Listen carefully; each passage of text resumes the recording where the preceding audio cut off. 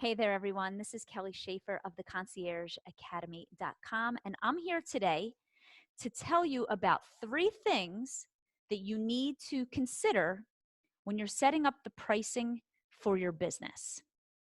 So, there are a lot of variations when it comes to building your business. Some people will bill by the hour, some will bill by the package, some will create a membership model the way I did. But there are basic things that you always need to be aware of when you're first starting out. And I want to share those things with you today. So, the first thing you need to consider as you begin to start your business is to decide what is going to be your minimum billing. So, what does that mean? That means, for example, if somebody were to pick up the phone and call you right now and ask you to run to the dry cleaners and pick up their suit and drop it back off at their house. And let's say that that job takes you 20, 30 minutes. What is going to be your minimum required service? So, a lot of people in the industry will do a 1 hour minimum. Some people do a 30-minute minimum. Some people will build it up to a 2 hour minimum. It's really going to depend on how you want to set up your business. But I always encourage people to really consider what is the value of your time when you are providing your services to your client. So, the first thing you need to figure out for yourself is what is going to be your minimum.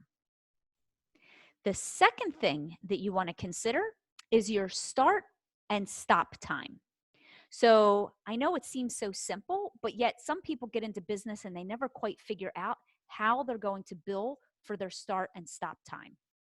So, for example, if you have a client that hires you and they ask you to go to the grocery store, the liquor store, and the post office, you need to know when is your time clock going to start. So for some people, they will start their time clock when they get to the first destination. So the first destination would be the grocery store, and you would start your timer then. The grocery store, then to the post office or to the liquor store, then to the post office, and then to the client's house, and then you unload, put the things away, and then you would stop your time. That's one way that you can do it. Another way that you can also do it, which is another popular way, is to start your clock and start your time when you leave your quote unquote office. So for many of us, it's our home office, right? It's our home base. So in that case, you would start the clock when you leave your house to drive to the grocery store, to drive to the liquor store, to the post office, to the client's house, and then unpack. Okay. So that is the second thing that you really need to consider when you're pricing your services.